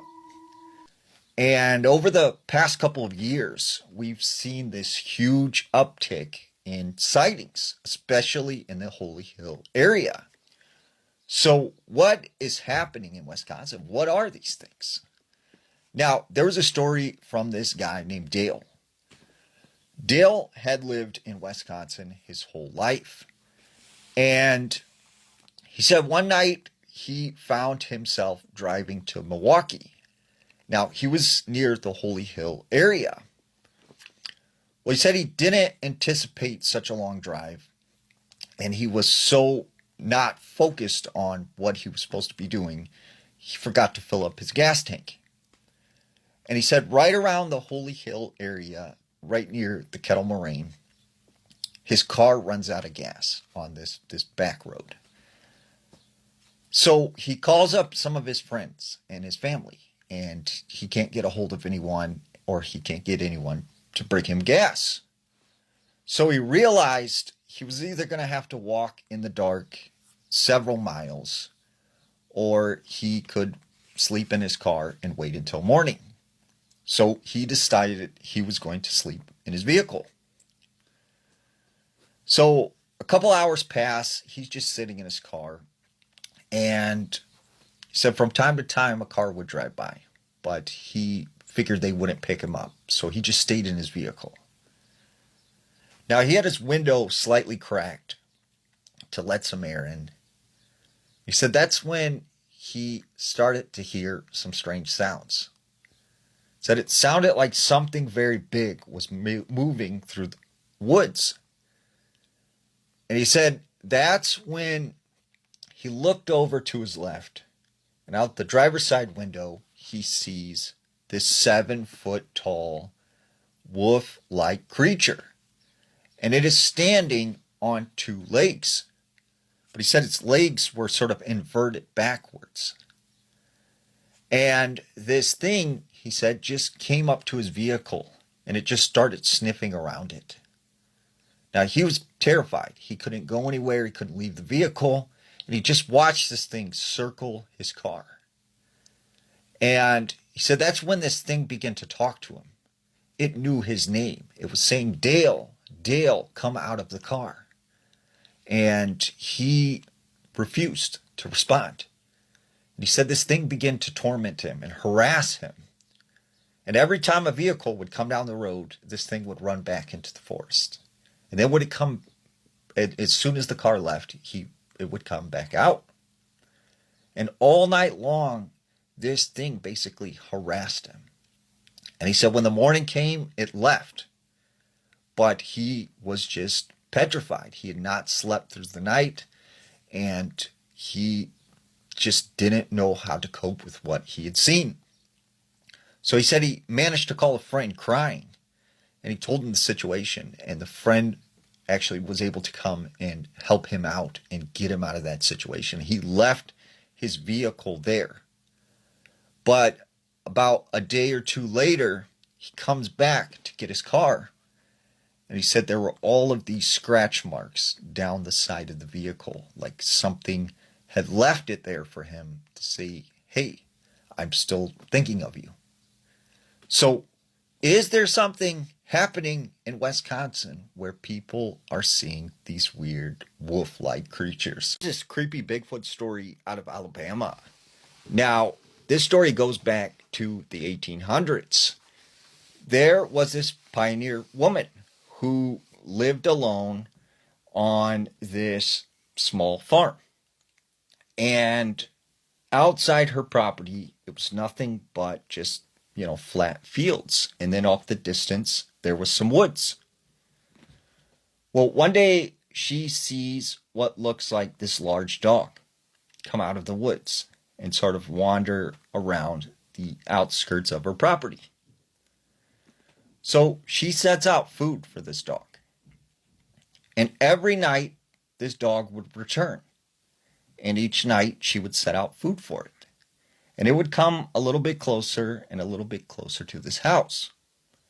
But she could never tell what kind of dog it was or what exactly it looked like. It was just sort of this big, bulky figure moving through the fields. So one day, she goes out and she sets out some food. And once again, she sees this dog run out of the forest. And right at that moment, her son comes running out of the house screaming. And as she looks over at this dog, she sees it stand straight up. That's when she realized it wasn't a dog. It was this tall, hideous, hairy-looking creature. And it ran off into the woods. I tried to record this video like 3 times, and first time my mic would have gone dead, and the second and third time it glitched out, so the volume and the face was not doing the same thing. So I'm gonna try again. Okay? We are back with another Trini Paranormal, Trini Scary Story, Trini Folklore for you today. And today I'm going to talk about a folklore creature that was brought in by the East Indian indentured workers. And it is a lesser known folklore creature, but you still hear about it in rural communities today. So this folklore creature is known as the Chorail. What is the Chorail? The Chorail is a woman who would have died during childbirth and would have produced a stillborn. She is said to she will come in the form of a woman, a very beautiful woman with disheveled hair in front of her face, wearing a white gown, holding her newborn or her stillborn child. She is said to wail and shriek very sorrowfully and mournfully, and her child will be crying for milk, and the child often sounds like a kitten that is crying for milk. She is said to possess or try to possess women even within her family who are pregnant or other pregnant women because of her envy for the life that they are going to live. She also causes a lot of miscarriages with these women. And if her husband was abusive to her when she was alive, she will haunt him, causing a lot of illnesses and bad luck. Now in Guyana, they also have the Chorail, because again, they would have also had East Indian indentureship as well. And their Chorail is a little bit different. Their version is a little bit different than Trinidad. So the Chorail in Guyana does the same things that you heard in Trinidad. However, the differences with her is that she's known as a more vampire-like spirit. And she is also known to have feet that are turned backwards. In order to get away from her, you have to leave your shoes behind. Because of her backward feet, she will try to put on the shoes and give you a chance to escape. Or you have to cross waters because the spirits are unable to cross waters. So let me know, have you ever seen a Chorail in Trinidad? You ever experienced it or you ever heard about it? Do let me know. When I was 9 years old, a woman's voice whispered to me every single night. I need to tell you guys this ghost story. This story was sent into my email, and if you have any ghost stories, paranormal encounters, or scary stories that you want to share, you can send them to the email in my bio. This is one of the only memories from my childhood that still feels painfully clear. For some background, this never happened in my own home, only in my aunt's house. And before all of this, nobody in my family believed in anything paranormal. No ghosts, no spirits, nothing. Even now, some of them still think I made it up for attention, but I know what I heard, and I know I wasn't imagining it. When I was around 9 years old, my family drove out to visit my aunt and uncle for Easter. They lived about 4 hours away, deep in the countryside in another state. Their house sat almost completely isolated, surrounded by trees, empty land, and dirt roads. Out there, everything felt endless. The house itself was huge. 2 stories, old wood floors, long hallways, and this upstairs loft area that overlooked the living room below. Something to note is that my family has really large age gaps. My mom was the youngest by far, and most of my cousins were already adults and had families of their own by the time me and my siblings were kids. So when we did family gatherings, wherever we would meet would be packed. And this Easter was no different. My older cousins were with their husbands, wives, and kids. Everybody took up bedrooms downstairs and upstairs, so me and my siblings ended up sleeping in the loft area on couches. My parents slept in one upstairs bedroom. One of my cousins and his wife slept in the other bedroom with their kids and their dog. The first night there, I woke up sometime in the middle of the night. Everything around me was dark, except for some light from the moon coming in through one of the windows. That's when I heard it. Whispering. A woman whispering. And although she was whispering, I could hear her clearly. Like she was so close that I didn't have to strain to hear the words she was saying. Do you need to go potty? Pause. Come on, let's go outside. Naturally, I relaxed a bit. It was clearly my cousin's wife asking their dog if they needed to go out, so I rolled over and tried to go back to sleep. Then a few seconds later, do you need to go? Come on, let's go outside. Same voice, same calm tone, almost gentle. I remember opening my eyes again and staring into the darkness of the loft, but I couldn't see anybody. So, still, I assumed maybe she had already gone downstairs with the dog, and eventually I fell back to sleep. The next morning, everybody was eating breakfast in the kitchen when my cousin's wife came downstairs. I tried to make conversation and asked her, "Did the dog need to go out a lot last night?" She looked confused, so I said, "I woke up and I heard you talking to him upstairs." She stared at me for a second and said, "I didn't take the dog out last night." I laughed awkwardly and looked at my cousin. "It must have been you." He shook his head immediately. "No, I slept all night." I went as far as to say maybe one of the kids had gotten up, but they hadn't. Nobody had been awake. I sat there completely confused because I knew what I heard. I hadn't been dreaming. After that, things only got worse. Every single night I heard the same voice. Always the same woman, always whispering from somewhere nearby, "Do you need to go outside? Come on, I'll take you." The creepiest part was how repetitive it was, like it was stuck in some kind of loop. After a few days, I started dreading nighttime. I tried sleeping with my parents, but I would still wake up and hear her. I tried sleeping downstairs, and the same thing. I'd wake up, and she would be whispering. I even slept in my aunt and uncle's room one night, and she was still there. By the end of the trip, I had memorized the exact tone of it, the calm, almost motherly voice, and after we finally drove home, I remember being terrified to sleep in my own room, because I thought whatever it was, it had followed me. But after the first night back in my own bed, I didn't wake up. After a few nights, I realized I didn't hear any whispers at all. Eventually, months passed, and I started forgetting about it. Summer rolled around, and me and my siblings went back to stay with my aunt and uncle for 2 weeks by ourselves, and at first, everything was normal again. The first couple of nights were completely silent, and I actually started convincing myself that maybe I had imagined the whole thing. The third night came around, and I woke up to a familiar voice. "Do you need to go outside?" The second I heard it, I froze. It hadn't changed at all. Not even slightly. It sounded exactly the same as before. Night after night, it kept happening. And eventually, I got so scared that I asked my brother if I could sleep in his room, but just like before, it didn't matter where I slept. The voice always found me. One night, I finally asked him, "Can you hear that lady talking at night?" And he laughed at me, told me it was all in my head, said I was still obsessed with the ghost story from Easter, so eventually I just stopped bringing it up. But for years, every single time we visited that house, I heard her. Then came the summer before I turned 11. Me and my brother stayed there again for a few weeks, and by this point, I had already hated being there at night. One evening, everybody had gone to bed, and I was laying awake texting one of my friends. The loft was completely dark, and I suddenly got this terrible feeling. I felt the air change, a presence, someone watching me, standing near me. I slowly looked up from my phone toward the corner of the room, and standing there was a figure. Just a shape, but darker than whatever was surrounding it. Quickly, before I could second-guess myself, I snapped a picture and sent it to my friend. Before I even explained anything to her, she replied, "What the fuck is that?" I was stalked in the woods. Welcome to the Creepy Cozy Cottage where creepy and cozy meet. So grab a blanket and get cozy because I'm about to read a creepy story. In September 2021, my partner and I hiked a trail to a lake or two. There was a group of campers at one of the lakes, but we didn't see too many people on the actual trail.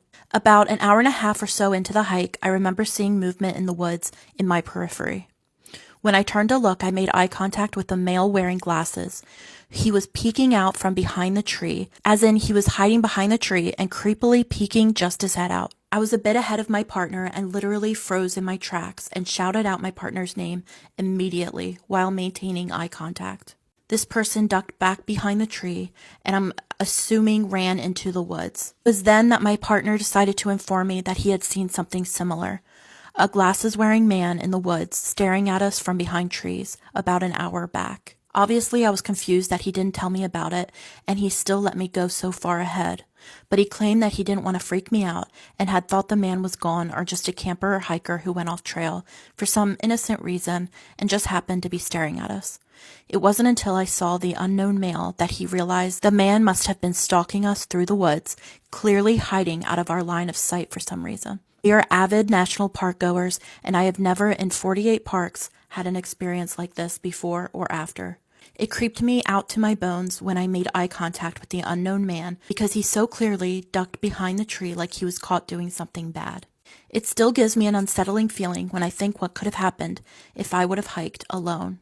Maybe it's dramatic, but I feel like this behavior was not normal and likely not based on good intentions. I had no music on, wasn't talking much, and was just admiring the scenery as I hiked. So I have no idea how neither I or my partner didn't at least hear this man before I finally saw him, especially since he was likely following us for at least an hour, while only slightly off trail. The second story is titled A Squatter in an Abandoned Building. I live in a small town in France. I had a terrifying experience even though it wasn't traumatic. I almost remember it like an anecdote, but it was still pretty scary that day. To give you some context, this story takes place about 2 years ago when I was 13. At that time, I had a pain in my leg that stopped me from running fast, even though I could walk without any problem. I was going to the cinema with a friend of mine named M. We watched the movie and everything went well. After the movie, we decided to walk back. It was about 6 to 7 kilometers from the cinema to our place. After walking for about 2, I saw a kind of abandoned house building parallel to a road where a lot of people were passing by. It was rush hour. When I saw this building feeling pretty daring, I suggested to my friend that we go check it out. He was a year older than me, but still quite fearful. He didn't want to go in. After a few minutes of intense convincing, he agreed to enter the abandoned building. I wasn't scared at all because there was a road nearby with lots of traffic, and honestly, nothing weird ever happens in my town. So this building wasn't very big. There were some kinds of scratches on the walls allowing us to see very slightly inside. As we moved in front of the building, my friend told me he heard noises coming from inside. I told him I didn't hear anything and that he was just being scared. After that, we decided to go around behind the building. There was a huge hole allowing anyone to enter the building. There was also a perfectly clean metal water bottle lying on the ground, along with some pieces of glass. We then decided to retrace our steps. At that moment, we found ourselves to the left of the building, right between the path we took to go around back and the entrance of the building. Thanks to the scratches on the front of the building, we had a whole different angle to observe inside, and that's when we saw it. A man inside the building, just a few meters from us, dressed in a black suit that covered his entire body, even his head. He was looking in our direction. I couldn't see his eyes, but his body was facing us. We stared at the man, who probably also staring at us for several seconds. Then, despite my leg pain, we ran with all of our might, and when I turned around after a few seconds of sprinting, I saw that the man was moving closer, now pressing against the wall and waving his arms, his body positioned in our direction. We ran without stopping for several hundred meters until the pain in my leg caught up with me and I stopped running. So I debriefed this with my friend, and we never visited an abandoned place again. Let me know what you thought of that story, and if you have any creepy stories of your own, just send me a DM. I have a picture to show you of what could actually be an apparition caught on camera. This photo was taken in 2020 at Lake Auburn, Maine by the girlfriend of the man in the picture, standing 10 feet behind the bench. The couple claims that only they and their daughter were present, yet there appears to be the face of a woman in the top left corner of the photo. After this couple posted the picture to Facebook asking people what they thought, people started to comment that it looked a lot like Jessica Gallant, who had passed away in that area 2 years earlier. The couple who posted this photo even exchanged messages with Jennifer Gallant, who was the mother of Jessica Gallant, and even she confirmed that the face in the photo looked like her daughter. Here is the original photo that the couple posted to Facebook.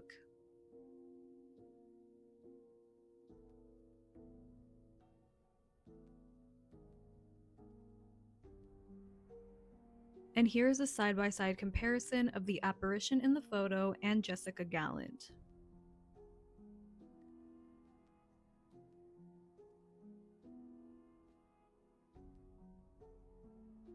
Some people believe that this was actually the spirit of Jessica Gallant making an appearance in this photo, and other people are not so sure. I personally see it, and I definitely see the resemblance in the side-by-side, but let me know what you think. Whether you enjoy paranormal content or not, these are real people and real-life tragedies, so please let's just be respectful in the comments. I can't think of a cool hook, so just watch the video if you want to see a ghost photo. Lip gloss on so I can run this mouth. Now focus. Scary story time, Fright Night Files. I love a good ghost photo, as I know you do too, so I'm about to show you one. This one was taken by a creator that's on here. Her name's Amelia. Everyone kept tagging me in this video. She went to Charleston with her husband. They're taking a ghost tour, walking around, taking pictures, and she didn't even realize that she got this photo until later, but then she's posted it on other platforms, and people have been giving her hell about it, saying that it's not an actual ghost photo. But I'm going to show it to you, and then let's talk about it. All right, so here's the photo. I'm going to let you look at it for a second, see if you can find the ghost. If you can find it right away, awesome. If you can't find it, how can you not? It's pretty obvious. But this is right here is a actual living person. This right here is not. Now you can see that she seems to have her arms crossed. She's missing her lower half. Let's zoom in on it. Ta-da. That is creepy. Creepy as hell. Very creepy. Zoom in on it a little bit more if you want, but clearly it's not like a statue of some sort. It's missing the bottom half. She said that she'd showed it, like I said, on other platforms, and everyone's like, oh, you put that in. I seem to believe her. She just seems like the type of person that wouldn't make this up. And yeah, she seems pretty genuine. She added in some other photos and stuff. Now, can people make these kind of photos? Yeah, sure. So it gets to a point where you just have to kind of either trust people, believe them, or not. So what do you think? Do you think this is a real ghost photo or not? Let me know in the comments. A series of spooky stories except for its women's intuition, part 9. I remember this time in my early 20s when I was living on my own and having fun. I had a guy I was talking to very little with ask me to hang out. Something in my body told me not to go. I even kept making excuses not to go. I went anyway, and we stopped at a liquor store on the way to his house. I get the feeling it just kept coming up, like telling him to take me back home or make an excuse to leave early, but I ignored it. When we got to his house, we had a few drinks, and I didn't drink much, 2 shots, and I remember just feeling like I needed to be sober for some reason. At some point in the night, he got really drunk and started forcing me to stay. I texted my friend that I was going to be unalived, and I called her to come and get me. While sitting and waiting, he would frequently tell me to stay on the couch, and then he would disappear into the house and come back to check on me. That is freaky as fuck. When my friend got there, I waited for him to leave again, and I ran and got into her car. He came out with a pew-pew in his hand. He lived in the middle of nowhere, and I fully believe that if I didn't leave, I wouldn't have been alive. I trust my intuition now for sure. Yeah. Quite a few with my grandma, but one time she was in a whole different state, and she had a dream that someone attacked me, and I called her screaming for help. Literally that night, after leaving the store and getting in my car, I looked down at my phone for a second, and at that exact moment, a man in a ski mask was tiptoeing up to my back passenger door, about to open it and get in. What my grandma told me earlier instantly went through my head, so I looked up in my passenger mirror and saw him. I hit the lock button. It made a noise, so he took off running. It still gives me chills thinking about it. Jesus. My otherwise chill mother stood in front of my friend's car, blocking us from leaving to go to the movies. She was upset because we were running late and said we were going to get in a car accident. Truly innocent fun. We were going to see Shrek 2. No one was drinking, no drugs, but she was crying and yelling about how she had a bad feeling. That would freak me out to the point that I would not go. I hugged her and said that it would be fine. We would drive carefully. Not even 15 minutes later, we were in a terrible car accident. Meta flights were there, and we barely survived. My poor mother looked right at my face and didn't even recognize who I was. I felt so bad for that. It was over 20 years ago, and I always listen to my mother now, even as an almost 40-year-old. If she tells me I'm not going, I'm not going. After my grandpa died, my mom and her sister went back to Mexico to sell the house that he had over there. She would call once a day to talk to my uncle, her brother, and one day she didn't hear from him. Then she got a call from a random number that said that he was in the hospital and she couldn't get a hold of anyone for some reason. Not even grandma or my brother's cell phone. She tells her sister that they need to fly back home, but not why, just a bad feeling that she has. Sister says the flight back is in 2 days. We can wait. My mom says no tonight. They contact the estate lawyer, speed up the paperwork and filing, and book a last-minute flight back home. When they get back, the estate lawyer calls to see if they're okay. The church next to their hotel was burned down, along with multiple rooms where they were staying, including theirs. Turns out my uncle was fine, not a scratch on him. She called back the random number and nobody ever answered. To this day, she said that her intuition saved them. She thinks they may have been watched or targeted for money because they were there to sell the house. I was working in Costa Rica on the beach, and my friends waited an hour for me to get off work so I could go with them to a waterfall. I got off, got dressed, and went to the car. When I opened the door, I just for some odd reason said, I'm not going. I didn't even think it, it just came out of my mouth. On the way back from the waterfall, they crashed and completely totaled the car. Come back for part 10. Might have known the story of real life boogeyman. A series of spooky stories, except for its Women's Intuition Part 8. My first premonition dream happened when I was 10. I dreamt my nanny died. In the dream, I walked over to her in the room and there was a bright light shining over her. She lifted her arms up like a child asking to be picked up. Then suddenly she rose up with huge white angel wings. She turned, waved at me, blew me a kiss, and disappeared into the light. The next day, my mom told me that we needed to go see my nanny because she had stage 4 ovarian cancer and wasn't doing well. We all said our goodbyes. Then suddenly she gasped, sat straight up in bed smiling, lifted her arms towards the same direction the light had been shining in my dream, mumbled something we couldn't understand, laid back down, and took her last breath. That must be a little bit traumatizing, to be honest with you. I was working at a retail store and became friends with a guy. He decided to move states and leave our job. He was a really cool person and all around, but I wasn't super close to him, nor did I keep in contact with him. One day, he randomly came to mind, and I said to my coworker friend, I wonder how T is doing. I kid you not, maybe a few days later, she texts me and says, Aaliyah, do you remember how you asked how T was doing? We just found out that he unalived himself. To this day, that has taught me to always reach out when people are randomly placed in your mind. Always. It's always for a reason. There's always an exception, though. Don't go texting your crazy ex. My mom hardly ever expressed her love for us. My dad, brother, and myself. We knew that she loved us. She just had a hard time telling us. One day, August 2007, she called me. She was unusually chipper, and we talked for a while. We had a great conversation. Before she hung up, she told me she loved me. Immediate, wait, what? Moment for me. I felt something deep down, so I told my mom that I loved her too. Those were the last words that we said to each other. She passed away later that evening. My dad called me that evening to tell me that my mom wasn't breathing, and he called the medics. I sped to my mom's house. I was down the street when I saw the fire truck turning. I knew that they were going to my mom's place. She fell asleep and never woke up. At the beginning of 2019, I briefly dated a guy with whom I remained in contact with even after we stopped dating, but after 2020, we lost contact. Fast forward a couple years, and I was talking to my BFF about that guy. I met my BFF after I lost contact with him. I decided to look him up on Twitter and found out that he had been arrested on multiple charges regarding money laundering. But something felt off. Less than a month after learning about his arrest, one night I had a very vivid dream where he told me that he was innocent.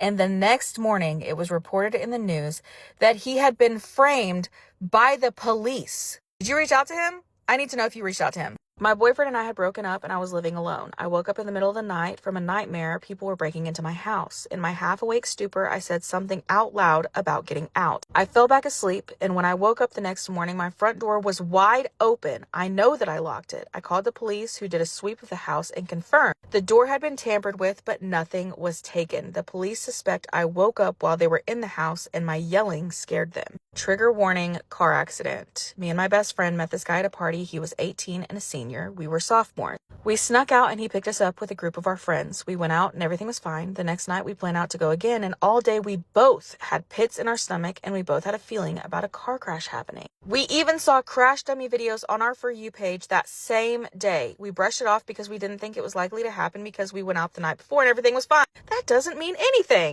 That's the night that we got into a really bad accident and the car got totaled. It was so traumatizing. Always listen to your intuition. And the fact that both of you had pits in your stomach. Once I had a dream that we were celebrating my grandfather's 91st birthday, but he was in a hospital gown and holding onto the IV. A few months later, he passed away and we buried him on his 91st birthday. But before he passed away, I, along with my daughter, 9 years old, had the same vivid dream. She woke up crying that Grandpa passed away, but he hadn't passed away yet. He came to say goodbye to us. And then later that morning, he passed away. I know my daughter had the same dream because I asked her to explain to me what her dream was about. Come back for part 9. Have you guys ever heard of Patricia Meehan?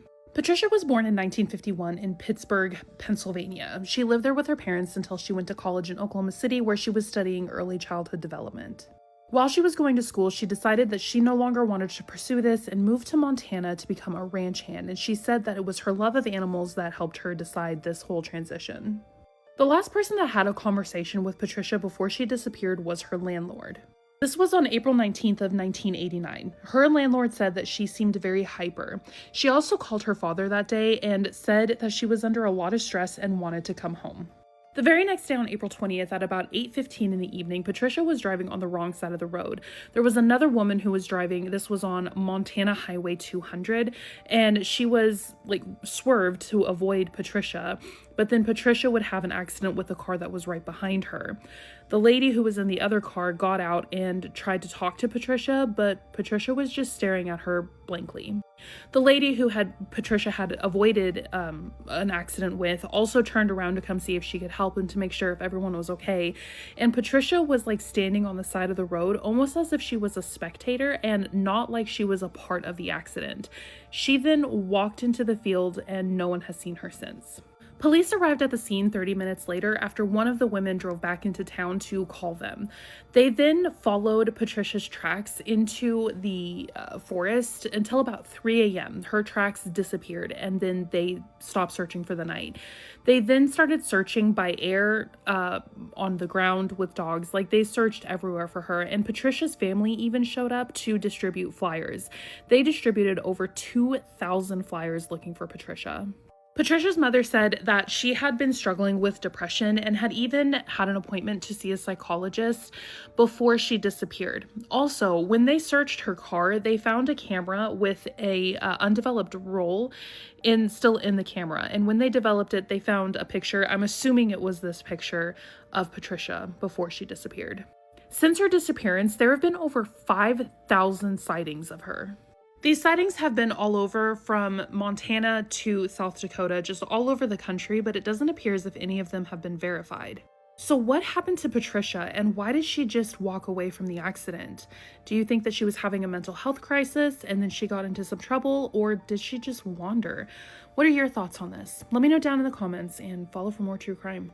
This is the reason why you should always be careful and change your locks when you move into a new house. I didn't, and this almost cost my life. Story time. So I moved into this new house in a nice area. The house is good. Rent is not that expensive. And I loved it there. The first week, everything was fine. Second week, I started noticing that things were going missing. I'm talking about my stuff, like personal items, will go missing. Bearing in mind, I live on my own in the house. So I was always thinking, is it the landlord who's doing this? But then I just ignore it. So things started getting even more weirder and weirder. Things were being moved about, and sometimes I will come home to stuff being scattered about. I like to be clean and tidy, so seeing these things were alarming. It was really worrying. Anyway, one night I was having the runs because I ate something super spicy, so I was constantly going in and out of the toilet. I went, and then I could hear footsteps. This was really weird. Then I could see the door handle being open, so I stood up. I didn't even need to do my business. I just stood up and I stood behind the door. The door opens, and then someone walks in. I was scared. I was shitting myself. Then they walked towards the shower and I hit them at the back of their head. They fell down. I quickly run out and I locked the bathroom door. I rang the police. They took their glorious time. But before I did that, I started to go to the kitchen to go look for a knife or something just to protect myself. But tell me why. The knife was nowhere to be seen, which means the person I had knocked out have got my knife. I started to panic. The cops arrived there. They opened the bathroom door and they arrested him. This guy was the previous tenant there. He wasn't paying his rent. He was getting into arguments with the landlord, so the landlord kicked him out. What he did before he left, he made copies of the keys so he could come in and out of the house. So hence the reason why stuff were being moved about, stuff were missing in my house. He was arrested, of course, but people, I nearly lost my life. Can you imagine if I was fast asleep? What he would have done to me? Wow. Be careful out there, people.